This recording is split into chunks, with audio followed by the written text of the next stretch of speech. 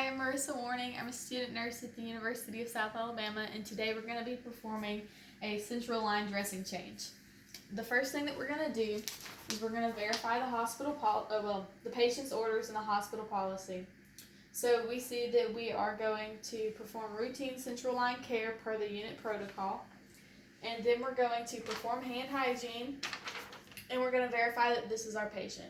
We see that this is Jaguar Jones, date of birth 8/25/1963, and he's allergic to penicillin. So next we're going to explain the procedure to the patient, provide the patient with privacy, gather our supplies, and then we are going to begin. So the first thing we're going to do is we're going to assess the site of the central line. So we're going to palpate,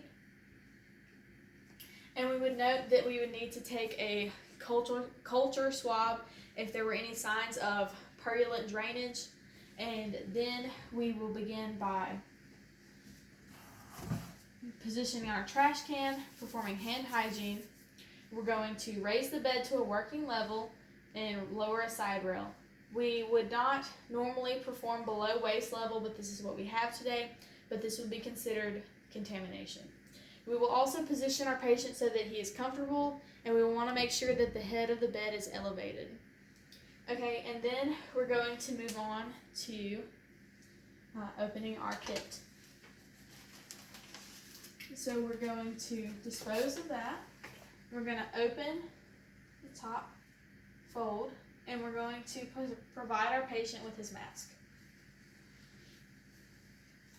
Okay, now I'm going to provide myself with my proper PPE, the goggles,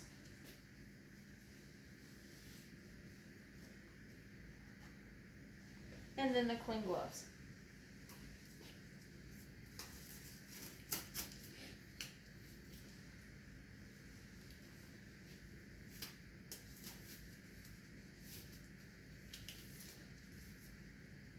Okay, now we're going to remove the old Tegaderm.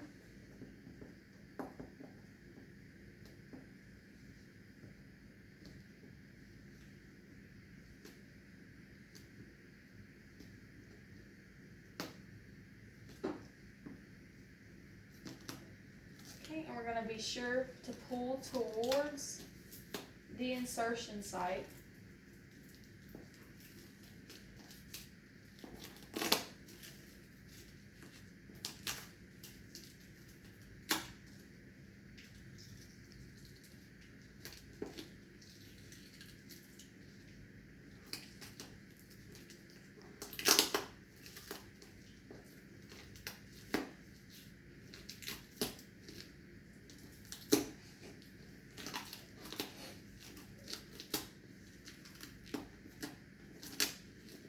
And we're going to remove our bio patch. Okay, so we're going to dispose of that. Okay, we'll dispose of it with our clean gloves. We would assess the catheter and the insertion site, and we also want to make note of the surrounding skin of the areas. And then we're going to continue opening our kit. Being clear of the 1-inch border. And now we're going to apply our sterile gloves.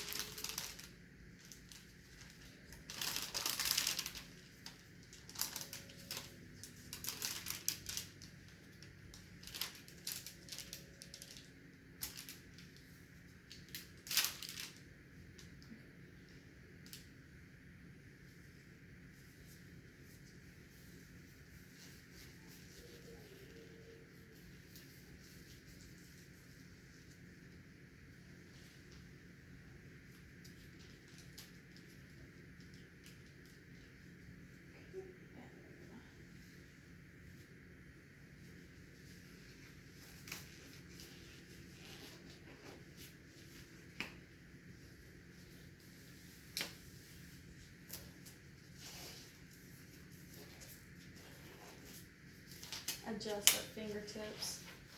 Okay, and now we're going to rearrange our sterile field, being clear of the 1-inch border.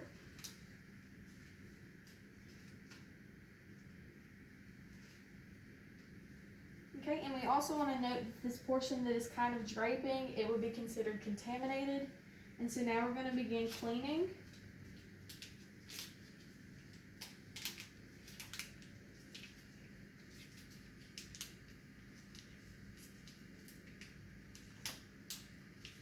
Okay, I'm going to dispose of that. Okay, we're going to clean and with that kind of a rainbow motion, making sure that we don't touch any area more than once. Then we're going to dispose of that, and we're going to clean again with the chlorhexidine. We would normally snap this, but for the box we're not going to. We're going to clean more vigorously,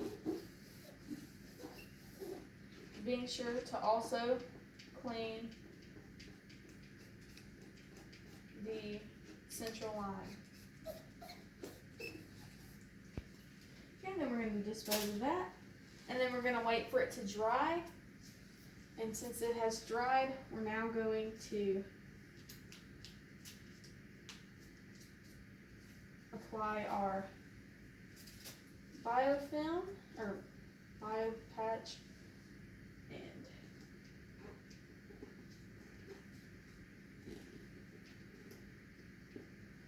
and then our Tegaderm.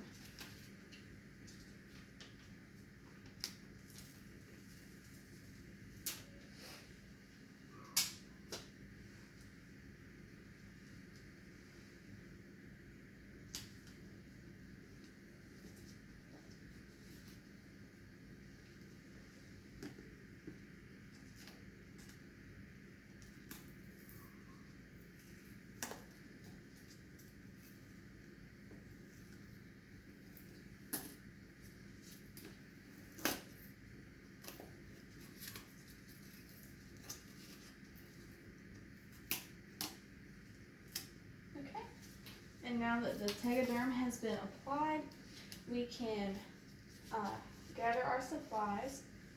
So we're going to gather our supplies and dispose of them. We're going to remove our sterile gloves, our mask, or our goggles, and then our mask, and then the patient's mask. Okay, we're going to dispose of our sterile glove packaging, and now we're going to apply the tape, the sticker that says when we last cleaned the dressing in our initials, and we will perform hand hygiene.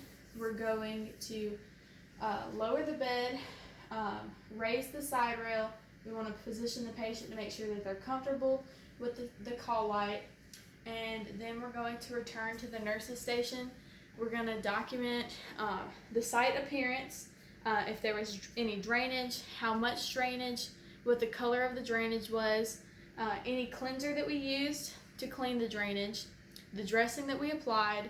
We are also going to note if there was a culture done, and then we are also going to note how the patient has tolerated this procedure, the date and time that it was done, and we would also note our signature on the documentation. And that completes our sterile dressing change of a central line.